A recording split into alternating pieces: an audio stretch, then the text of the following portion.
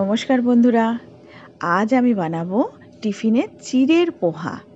দেখো, আমি চিড়েগুলোকে ভালো করে ধুয়ে জল ঝরিয়ে নিয়েছি। এখানে নিয়ে নিয়েছি বেশ কিছুটা চিনেবাদাম, অনেকটা কারি পাতা, আর দুটো পেঁয়াজ কুচি আর 4টে লঙ্কা কুচি।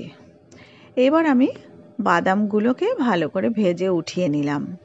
তারপর পরিমাণ মতো তেল দিয়ে তার মধ্যে আমি সর্ষেটা ফোড়ন দিলাম। সর্ষেগুলো যখন ফুটে উঠেছে তখন আমি তার মধ্যে দিয়ে দিয়েছি পেঁয়াজ কুচি আর লঙ্কা কুচিটা। তারপর ভালো করে নেড়ে তার মধ্যে আমি দিয়ে দিলাম সামান্য হলুদ আর নুন, কারণ নুনটা দিলে পেঁয়াজটা তাড়াতাড়ি নরম হয়ে যায়। এবার ভালো করে নেড়ে তার মধ্যে আমি দিয়ে দিচ্ছি কারি পাতাগুলো। কারি পাতাটাও ভালো করে নেড়ে নেব। ভাজা ভাজা হয়ে গেলে আমি তার মধ্যে দিয়ে দিচ্ছি 2 চামচ চিনি।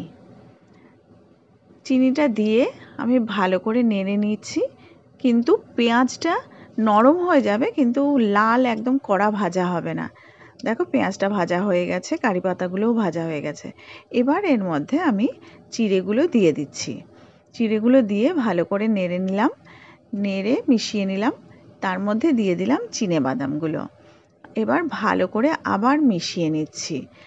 মিশিয়ে নেওয়ার পরে ব্যাস দেখো, এবার কিন্তু পুরো রেডি আমার চিড়ের পোহা।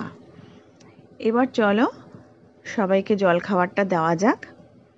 দেখো তো বন্ধুরা, আমি প্লেটটা যে সাজিয়েছি কেমন লাগছে অবশ্যই কমেন্ট করে জানিও ভালো লাগলে। এবার পরিবেশনের পালা।